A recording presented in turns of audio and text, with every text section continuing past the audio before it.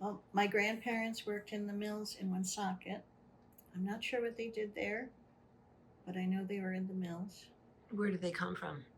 I think they were from Blackstone or North Smithfield, but the mills were in Woonsocket, right on the water. Mm. But were they immigrants? Like, did they come here for the mills? Their parents came over, Mm-hmm. and I'm not sure where they worked. His parents were from Ireland, and my grandmothers were from Sicily. And I don't know much about them. But my parents worked. They started at, it wasn't called Quaker Fabric in the 70s, it was Providence Pile, I think. Hmm. And it changed to Quaker Fabric. But they worked there, I think, starting in the 70s, maybe the 60s. And we moved to Fall River so we could be closer to the mill. And they would bring us there for days off. We got to have our vacations in my dad's office. And yeah, after school we would come and hang out. We played in a big office full of cloth. It was piled up to the ceiling, and we would burrow through it. My brother and I. I can't believe we didn't get staples in our faces. But yeah, I remember doing that. There were pipes in there. We would hang from the pipes and burrow through the cloth. And they didn't want the bosses to see us, so they would put us in boxes, giant boxes of cloth, and they would just push us through the showroom, and no one would know. Some people knew, but they never got caught. So yeah, and that's how I got into it. I was a teenager, and I would go after high school, and one of the VPs saw me doing artwork and asked if I would want to do a pattern and repeat, which I didn't know how to do, but I learned on the spot. And after high school, I didn't go to college. I went right to Quaker Fabric, and that's where I learned. So what year was that? 88. 1988. What did you actually paint for? What was the product you were doing? I believe my first painting was a sort of a cheap motion plaid. It was very 80s looking, and it was a huge hit, and it was kind of fun because my dad did the design. He put the weaves and everything in, and I had done the painting, so it was like a family project. Were you all working there at the same time? Yeah. Wow. That's crazy. Yes, I worked there with both of my parents there. And what did they do? My dad was a textile designer. He was a really good artist, but usually they bought the artwork and he put the weaves in, and he did that for 40 something years. And my mom was a design director. So I guess she would put together the lines, fabric lines, and she had the designers working under her. So which company was that? That was Quaker. Yeah. Okay. So you were all at Quaker. We were all at Quaker, yes. And how did you end up Main Street? After I had been at Quaker for quite a while as a freelance designer, my mom had already moved over to Main Street Textiles, and she said there's a job opening there. And I didn't want to try out for it because my mom worked there, and I just thought it would be, even though I always worked with my parents, I didn't know if I wanted to keep that going. But no one got the job, so she kept telling me, come on. So they made me do some test designs, and then I came in for an interview, and I liked it because it was small. It was Mhm. much smaller than Quaker. Mm. So I thought I could be comfortable there. I And wasn't. what was it like, the atmosphere, the general tone of your department, people you worked with? Well, it all depended on the person. Everybody was different. And I worked with some people better than others. Mm. I liked the work. I liked doing the patterns. I really enjoyed that. But I'm not really a business person. I'm better on my own. So just the fast pace and attitudes was too much for me. Mm. I did it, Yeah. but I had a lot of anxiety all the time. So, how long were you in the industry? And were you there the whole time, or did you take a break? From Main Street, changed to Joan Fabrics, and I think I was there about 5 years, and then I got a job offer from Quaker, so I went back to Quaker. I was there for another 5 years, and then I got laid off. When was that? Early 2000s, I'd say 2004 maybe. Mm. I think they lasted about a year longer. They went out of business. So, talk about that. I was in the industry for a total of about 15 years. At the beginning, it was kind of like a big party. Everyone was happy. We would go on inspiration trips with the company, stay at hotels in New York or San Francisco or Miami, and we were supposed to just look for inspiration. So we could shop at wherever we wanted to shop and buy little napkins or just little things to bring back and be inspired by. And that was part of the job. That was a nice part of the job. Went to some very fine restaurants at that point and nice hotels. So that was a great part. I could kind of tell things were going downhill maybe in the late 90s. I think it was the late 90s. I remember I was at Joan and they were bringing people in that didn't have anything to do with woven textiles. Some of that was fine, but some, I don't know, it didn't always work out. And a lot of people started getting laid off, and I could just see that something was changing. Then I took the other job at Quaker Fabrics, and they were still in party mode there. So that lasted for about 4 years, and then they started laying people off. And every year for the next few years, a bunch of people would be laid off, and then I was laid off. And then they closed about a year later, probably, I think around 2005. And I'm sure NAFTA had a big part of that. After that, nobody really knew what to do because businesses were closing all over the place. So there were a lot of people competing for jobs at the same time. I immediately learned Photoshop so that I could keep going because everything had turned to computer artwork, and we were using a German company at Quaker. I can't remember what it was called, EAT. I was very good at using that equipment, but I didn't know how to use regular equipment like Photoshop. So, but that helped. I immediately got 2 contracts with small design companies.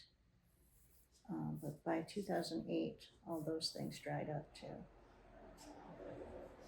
And that was it for me in the textile industry. So, what happened after that?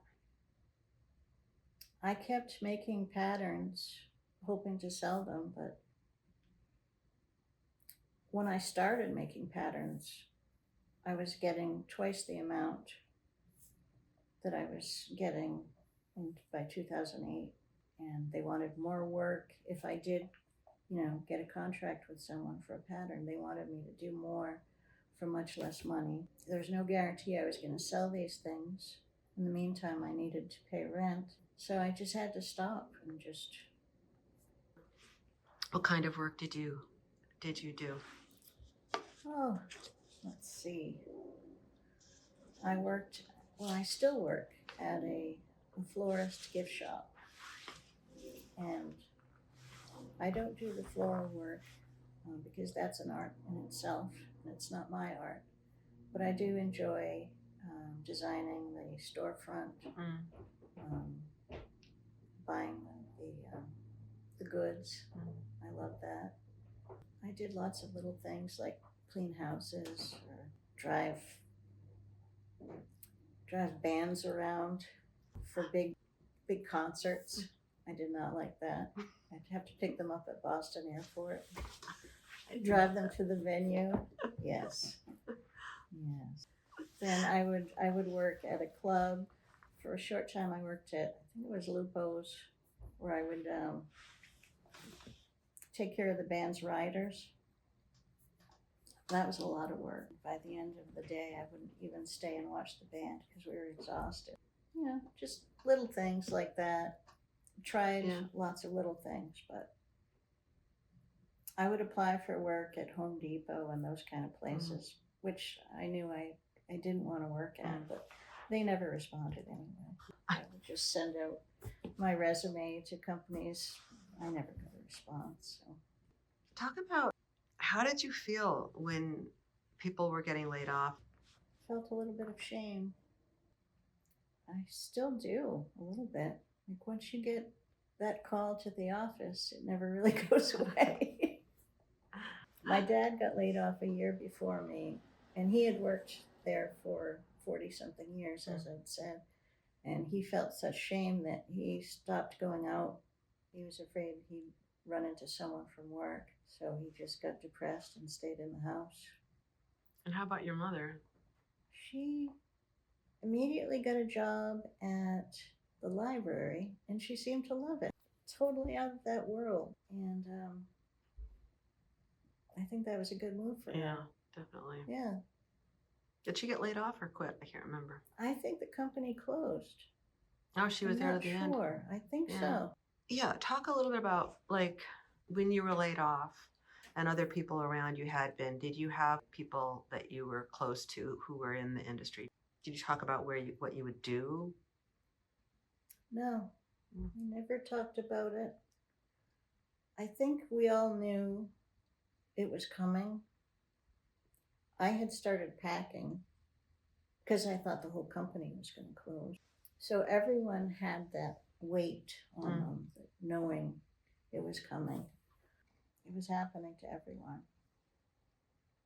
And it's weird, we didn't really talk about it. I would still meet people for lunch who still worked at Quaker. You'd run into a lot of people, and I just acted like nothing happened. Did you feel the effects in your community? I wasn't near a lot of it because I was just outside. I didn't feel anything. I mean, I had no job after this, but I wondered what happened to all of those people who were actually working in the mills. Because we were upstairs in the offices, but what about all the people in the mills? I mean, Fall River is just full of people who work in mills or worked in mills. I just don't know what happened to them all. Where'd they go? Where did they find work? Tell me about you're an amazing painter. Tell me about doing the work itself. How did that feel when you were painting and when you were in an environment like that? I loved doing the work. I could paint very tight, tiny things. My favorite brush was the 000. I was good at it. I was always good at repeats, even though, I did what I was told. I need a floral, or I need a plaid, or a landscape. I was doing it for a reason, so it wasn't totally mine, but I was fine with that. Did they let you find your own reference or inspiration? It depended on the designer. Some of them were very close. They would come and check every single thing we did and make us change things. But some people were just like, you know what you're doing, do it. I liked that best. Yeah, but I do enjoy that. I don't do it much anymore. And what about seeing the product come through? Like, what was that like? I loved seeing it woven, and it was even better to go to a store and see it on a couch or a pillow. And I would tell people, "Oh, I did that." And no one really thinks about it. It has to come from someplace. Somebody did that. So I enjoyed that aspect. Yeah. Yeah. Did you feel like your talents were being used to their fullest? Yeah, Right. I felt fine with that. I learned so much just doing this job. And once I lost my job and I did my own patterns, I did really enjoy that. Mhm. Just doing whatever I wanted, which I didn't get to do that much, on the job. So, are you still painting? Here and there. Most of the time, I'm too tired when I get home from work to be creative. Being a part of this exhibit, coming back together again with other ex-textile designers, what has that brought up for you, or how does it feel to be with these people again and talking about your history as a designer? Well, I haven't thought about these things in a long time. So I'm reliving it, whether I want to or not. But it's nice to see them. It feels like no time has gone by. We all get along well together, and it's nice to see them again. I like being a part of the history of it. That's my favorite part of the project. Just the mills are all around us. Our towns were built around them. You don't really think about that. Emotionally, has it been difficult to be recalling all this because it's, a bit dormant, and all of a sudden here we are like 20 years later? What does it feel like to rehash this? I don't know. I kind of felt like I didn't belong at the beginning. Doing this? Yeah. Why? I don't know. Maybe it's still the shame of being let go. But I'm ready to explore with these people. And yeah. How do you feel about being asked to make artwork in response to the history of the textile industry, or your part in it? I had a hard time finding what I wanted to do, which is why I ended up going with the history part. Because I live in Warren, I'm surrounded by mill houses and the mill. So I'm going to include that part of it. Do you think it'll make you start painting again? I hope it gets me to paint again, be creative again. And I think that's part of why I felt like I didn't belong, because I'm not doing anything creative, but a lot of the other people involved are still making cloth, weaving, painting. And I've kind of taken a vacation from that for a while. I think it's been 3 years since I painted just for myself. So, well, I hadn't painted for a lot longer, but during COVID, I started painting again because I was home. And then I got involved in the electric box project in town, and that got me painting more. And then once I went back to work, I kind of just stopped again. So